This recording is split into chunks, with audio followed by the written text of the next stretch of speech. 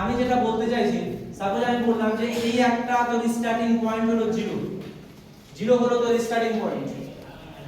0 starting পয়েন্টের পর তুই বললি যে আমি পূর্ব দিক বরাবর, এই পূর্ব দিক বরাবর হাঁটতে শুরু করলাম, এই জায়গাটা দিলাম। কোন দিকে? এইদিকে, এদিকটা পূর্ব না পশ্চিম দিক? জানা আছে তোদের? পূর্ব দিক। মানে আমি তো জানি জিওগ্রাফিক্যাল এ অনুযায়ী এটা হলো আমার কি নর্থ, এটা হলো সাউথ, এটা হলো ইস্ট, এটা হলো ওয়েস্ট। এবার তোর মন কিন্তু স্থির হলো না, তুই বললি যে না স্যার আমি এই জায়গাটাতে আমি থাকবো না, আমি চলে গেলাম উপরের দিকে। আমি উপরের দিকে আমি কিছু পরিমাণ দূরত্ব অতিক্রম করলাম, এইটা এই যে এইরকম একটা দূরত্ব অতিক্রম করলাম, তাহলে এইটাকে আমি বললাম 3 মিটার তুই গেলি, আর এটা হলো আমার 4 মিটার। তাহলে প্রথমে আমি পূর্ব দিকে 3 মিটার, উত্তর দিকে 4 মিটার। এটা হলো আমার 0 পয়েন্ট, এটা হলো আমার A পয়েন্ট, এটা হলো আমার B পয়েন্ট। বল তোর ফাইনাল এবার সরণ তাহলে কোনটা? ফাইনাল সরণ কোনটা? ফাইনাল সরণ মানে তোর অ্যাকচুয়ালি সরণ কোনটা? কোনটা সরণ? এখান থেকে এই পয়েন্টে তো হলো সরণ হয়, অতিক্রান্ত দূরত্ব কত? এখান থেকে এটা আর এটা যোগ করলে যেটা পাবো সেটা হলো অতিক্রান্ত দূরত্ব। ফাইনাল সরণ কোনটা? 0 থেকে B। আমি এখানে পেন দিচ্ছি, দেখ এইটা হয়ে গেল আমার ফাইনাল সরণ। এই যে এখান থেকে এই পর্যন্ত এইটা হয়ে গেল আমার ফাইনাল সরণ। তাহলে আমি যদি বলি তাহলে 0B হলো আমার হলো লব্ধি সরণ। কোনো অসুবিধা আছে কথাটাতে? লব্ধি সরণ। লব্ধি সরণ মানে কি? মানে আমার ফাইনাল অ্যাকচুয়াল আমার যেটা সরণ হলো সেটা, বুঝা গেল? তাহলে এখানে 0B যদি আমার লব্ধি সরণ হয়, তাহলে আমার প্রাথমিকভাবে ডাইরেকশন কোনটা ছিল? এটা ছিল। তারপর ডাইরেকশন কোনটা ছিল? এটা ছিল। এবার আমার এই বাহুটাতে আমার ডাইরেকশন কোনটা? এটা নাকি এটা? কোনটা? কোনটা বল? কোন ডাইরেকশন? কোন ডাইরেকশন আমি যাব? মানে এই যে এটা নাকি এই এটা, এই নীল দাগটা কোনটা? তীর চিহ্ন কোন দিকে হবে? এই দিকে হবে না এই দিকে হবে? হ্যাঁ, এই দিকে হবে না এই দিকে হবে? উপরে হবে। উপরে হবে না? নিচে নামবে। নিচে নামবে। কেন নিচে নামবে? ডাইরেকশন এই যে এটা হবে। কেন হবে? বল কেন হবে? কেন? আমার লব্ধি সরণ নির্ণয় করছিলা, আমি তো ছিলাম এই জায়গাটাতে, আমি মেজার করব এই জায়গাটাতে পর্যন্ত, তো আমার কিছু নাই দিতে হবে না। আর যদি আমার প্রাথমিক যদি এইটা থাকতো, অন্তিম যদি এটা হতো, তাহলে কিছু নাই দিতে হতো। বুঝা গেল? তাহলে এই যে এইটা আমার হলো ত্রিভুজ সূত্র। ত্রিভুজ সূত্র এবার যে কথাটা আছে বল, এই তীর চিহ্ন আর এই তীর চিহ্ন কিন্তু ক্রমটা কিন্তু কি একই, আর এর ক্রম একই কি আলাদা? আলাদা। তাহলে দেখ আমি যদি হাঁটতে শুরু করি, এই যে এই বরাবর হাঁটতে শুরু করলাম এই দিকে দিয়ে কিন্তু আর এই বরাবর কিন্তু হেঁটে আসতে পারবো না। এই বরাবর মানে আমাকে হাঁটতে হবে এই বরাবর, অর্থাৎ হাঁটতে শুরু করে এই জায়গাটাতে আমাকে কিন্তু ছেদ করতে হবে। ছেদ করার পর আবার এখানে নেমে এসে এই বরাবর হাঁটতে হবে। মানে যে এই বাহুটা বিনোদ করছে, তাহলে বল যে এই ত্রিভুজের ক্ষেত্রে এই যে একটা বাহু 0A আর একটা বাহু AB পেলাম, একটা 0A পেলাম, একটা AB পেলাম, এই দুটো বাহু তাহলে কি করছে? দুটো ভেক্টরের মান নির্দেশ করছে না? তৃতীয় বাহু যেটা অতিভুজ আছে, এই অতিভুজটা কি বিনোদ করছে? আমার লব্ধি, আমার ফাইনাল, আমার সরণ সেটা নির্দেশ করছে না? তাহলে এখান থেকে আমি বুঝতে পারবো যে একটা ত্রিভুজের একই ক্রমে গৃহীত দুটো বাহু যদি দুটো ভেক্টরের মান নির্দেশ করে, বিপরীত ক্রমে গৃহীত তৃতীয় বাহু কি নির্দেশ করবে? লব্ধির মান নির্দেশ করবে। এটাই হলো ত্রিভুজ সূত্র। কথা বোঝা গেল? এটাই হয়ে গেল আমার ত্রিভুজ সূত্র। এটা এর আগের দিন বলেছিলাম। এরপরে এই ত্রিভুজ সূত্রের কিন্তু গাণিতিক প্রকাশ, অর্থাৎ আমি মৌখিকভাবে বললে হবে না, আমাকে করতে হবে কি গাণিতিক প্রকাশ। গণিতের নিয়মে আমাকে কিন্তু সেটাকে ব্যাখ্যা করতে হবে। গণিতের নিয়মে কিভাবে ব্যাখ্যা করব এটা আলোচনার বিষয়বস্তু। তাহলে হেডিং কর গাণিতিক প্রকাশ। এবার হেডিং করব ত্রিভুজ সূত্রের গাণিতিক প্রকাশ।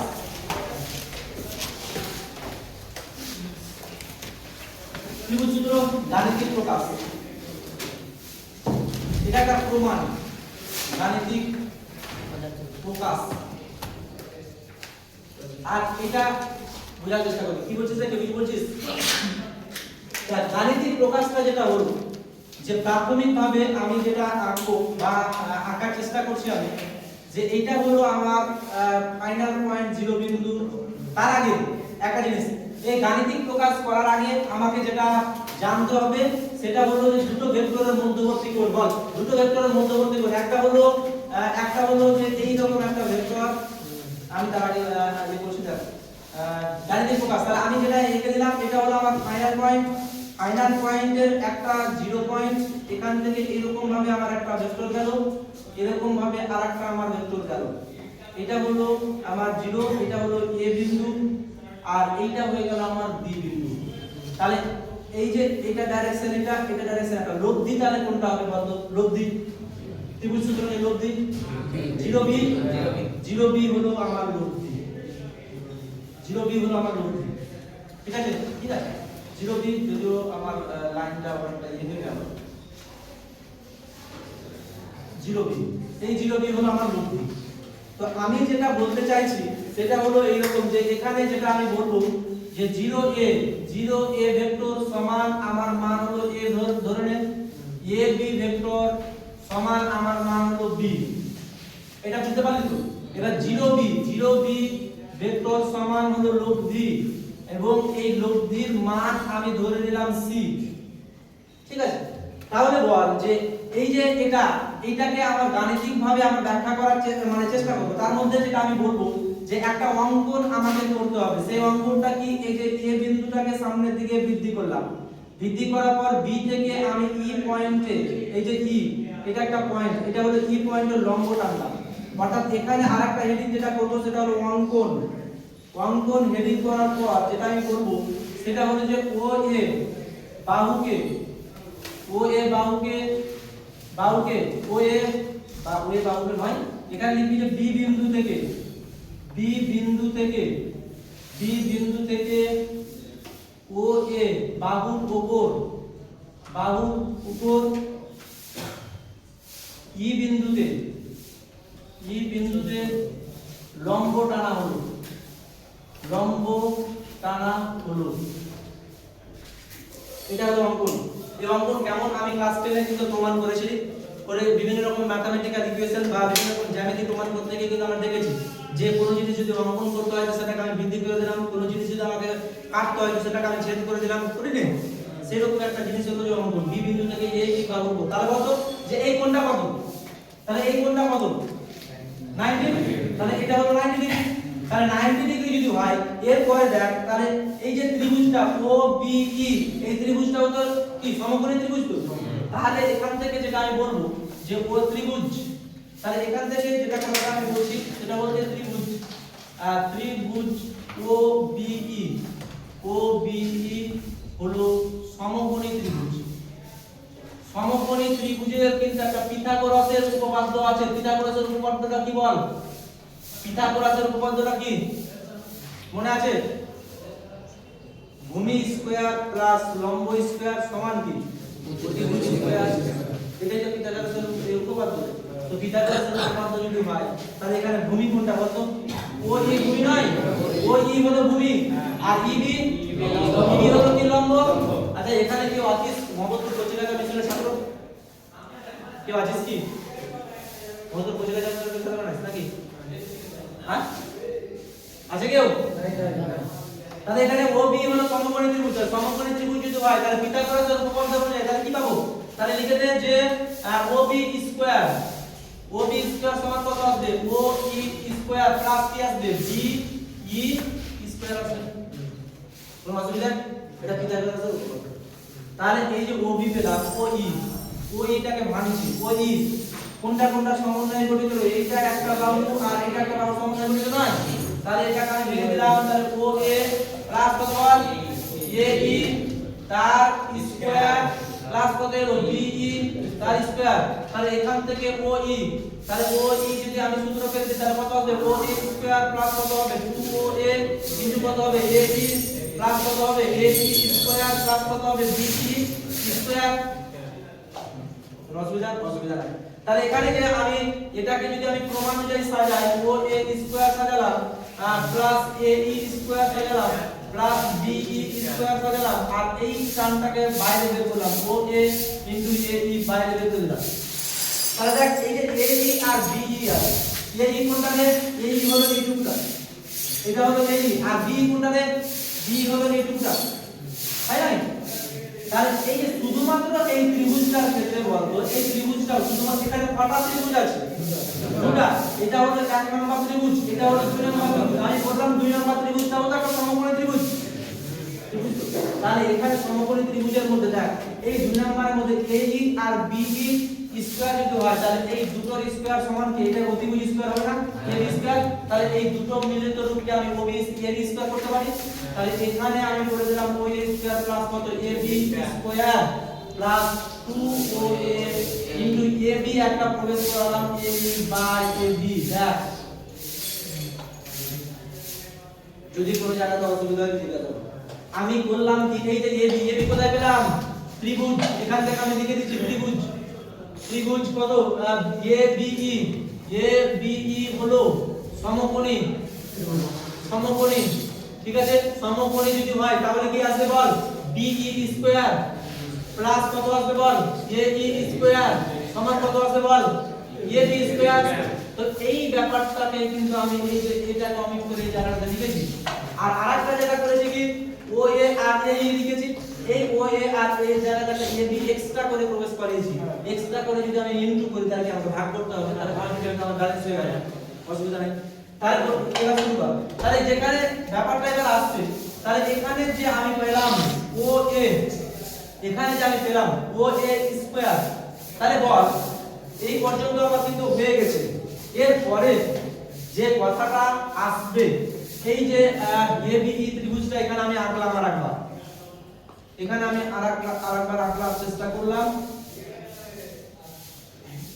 বল এবার এটা হয়ে গেল আমার AE আর এটা হয়ে গেল আমার B তাহলে এই যে AE বাই AB এখানে যদি আমার এই কোণটা আলফা হয় হ্যাঁ এখান থেকে এবার যেটা আসছে সেটা হলো দুটো ভেক্টরের মধ্যবর্তী কোণ বলতো এখানে একটা ভেক্টর হলো এইটা আর আরেকটা ভেক্টর হলো এইটা এইটা হলো একটা ভেক্টর আর এইটা হলো আরেকটা ভেক্টর এই ভেক্টরের মধ্যবর্তী কোণ দুটো ভেক্টরের মধ্যবর্তী কোণ কোনটা বল দুটো ভেক্টরের মধ্যবর্তী কোণ কোনটা দুটো ভেক্টরের মধ্যবর্তী কোণ কোনটা এই কোণটা নাকি কোনটা বল এই যে আমি বলছি যে এই যে এটা হলো θ1 আর এইটা হয়ে গেল আমার θ2 মানে আমি এটাকে ভালো রকম একটা ডায়াগ্রাম দিয়ে যদি আমি এটা বোঝানো উচিত ছিল যদিও বা তারপরে ওটা আলোচনা করা উচিত ছিল তা আমি বলে দিচ্ছি দেখ যে একটা ভেক্টর হলো এইটা আর আরেকটা ভেক্টর হলো এই যে এইটা এরকম ভাবে আছে এটা হলো 0 a আর এটা হলো আমার b এই যে এটা বল বা যে এই দুটো ভেক্টরের মধ্যবর্তী কোণ এটা হলো θ1 আর এটা হলো θ2 তাহলে দুটো ভেক্টরের মধ্যবর্তী কোণ কোনটা θ1 নাকি θ2 বল θ1 একদম θ1 সবাই বলিস θ1 কথা হলো এটা ভুল বলছেন θ1 নয় কোণ হয়ে যাবে θ2 দুটো ভেক্টরের মধ্যবর্তী কোণ হলো θ2 কেন না তো আমি লিখে দিচ্ছি দেখ এখানে লিখে নিবি পয়েন্ট আকারে যে দুটো ভেক্টরের আদি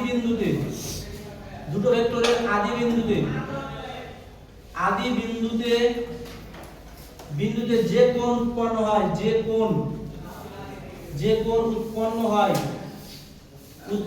হয় সেটাই হলো দুটো ভেক্টরের মধ্যবর্তী কোণ দুটো ভেক্টরের মধ্যবর্তী কোণ এই পয়েন্টটা লিখে রাখ দুটো ভেক্টরের আদি বিন্দুতে যে কোণ উৎপন্ন হয় এখানে এবার যে গল্পটা আমার আসছে আদি বিন্দু পাচ্ছি আমি এই যে আদি বিন্দু পেলাম এই যে আদি বিন্দু একটা ভেক্টরের আদি বিন্দু আর অন্তিম বিন্দু আমরা জানি একটা ভেক্টরের আদি বিন্দু কোনটা অন্তিম বিন্দু কোনটা জানি আদি বিন্দু মানে কোনটা যেটা শুরু হচ্ছে শুরুর যে বিন্দুটা সেটা হলো আদি বিন্দু আর যেটা আমার অন্তিম মানে শেষ হচ্ছে সেটা হলো অন্তিম বিন্দু অর্থাৎ এখানে যদি একটা ভেক্টর আমি নিই এই যে দেখ এটা হলো 0 পয়েন্ট আর এটা হলো a পয়েন্ট তাহলে এখানে আদি এটা হলো 0 পয়েন্ট বল কোনটা আদি বিন্দু কোনটা অন্তিম বিন্দু ছিল আদি a হলো অন্তিম বুঝা গেল তাহলে এখানে দেখ তো এখানে এর এই যে এই ভেক্টরের আদি বিন্দু কোনটা এটা আর এই ভেক্টরের অন্তিম বিন্দু কোনটা এটা a বিন্দু হলো অন্তিম বিন্দু এই ভেক্টরের আদি বিন্দু কোনটা এটা অন্তিম বিন্দু কোনটা এটা ঠিক আছে আমি সংজ্ঞাতে বলেছি দুটো ভেক্টরের আদি বিন্দু তো এখানে যদি তোরা বলিস যে θ1 এই দুটো ভেক্টরের মধ্যবর্তী কোণ তাহলে এখানে আমি বললাম এটা হলো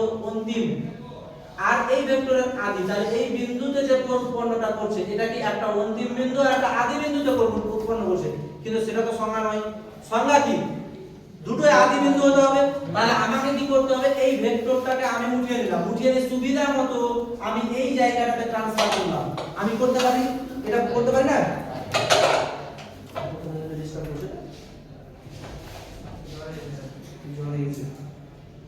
এটাকে আমি এই জায়গা থেকে এই জায়গাতে ট্রান্সফার করতে পারি। এটা স্বাধীন ভেক্টরের রুলস। কি বলেছিলাম আমি? স্বাধীন ভেক্টরের রুল। স্বাধীন ভেক্টর কি বলতে চাইছে? যে আমার মান আর দিক অপরিবর্তন রেখে যে কোনো জায়গাতে আমি ট্রান্সফার করতে পারি। তাহলে এই ভেক্টরটাকে উঠিয়ে নিয়ে গিয়ে এই জায়গাটাতে আমি বসিয়ে দিলাম। তাহলে যদি বসিয়ে দিই তাহলে বলতো যে এই পয়েন্টটা এটা হলো আমার এ। তাহলে এই পয়েন্টটা এই ভেক্টরেরও আদি বিন্দু আর এই ভেক্টরেরও আদি বিন্দু। দুটো আদি বিন্দুর মধ্যবর্তী কোণ তাহলে কত হলো? θ2। তাহলে এইটা হয়ে গেল আমার কি? এদের মানে দুটো ভেক্টরের মধ্যবর্তী কোণ। কথা বোঝা গেছে না যায়নি? বোঝা গেছে? তাহলে যদি বোঝা থাকে তাহলে বল এবার। তাহলে আমি একটা ম্যাথ দিচ্ছি বা দিচ্ছি। যেমন আমি বললাম যে এই যে একটা ভেক্টর, যেমন আমি বললাম এই দিক থেকে এরকম ভাবে আসছে আর এরকম ভাবে যাচ্ছে। তাহলে যেটা বলবো সেটা হলো এটা হলো θ1, এটা হয়ে গেল আমার θ2 আর এইটা হয়ে গেল আমার θ3। বল এই দুটো ভেক্টরের মধ্যবর্তী কোণ কোনটা? θ1 নাকি θ2 নাকি θ3? এটা একটা ভেক্টর যেটা হলো যে এই যে 0 এটা পয়েন্ট, এটা হলো a পয়েন্ট, আমি বললাম এটা হলো b পয়েন্ট, এটা হলো e পয়েন্ট, এটা হলো f পয়েন্ট, এটা হলো আমার e f g পয়েন্ট আর এটা হলো আমার g h পয়েন্ট। বল এই যে f e আর f g এই দুটো ভেক্টরের মধ্যবর্তী কোণ কোনটা? θ1 θ2 θ3 কোনটা? θ2 θ2 না θ1? θ1 কতজন বলছিস? θ2 কতজন বলছিস? θ2 কতজন বলছিস? সবাই বলছিস? বল রে। θ2 পাক্কা না θ3? θ2। এখানে θ2 কথা বুঝতে পারলি? তার কারণ হলো এইটাকে আমি সামনে দিকে এগিয়ে দিলাম।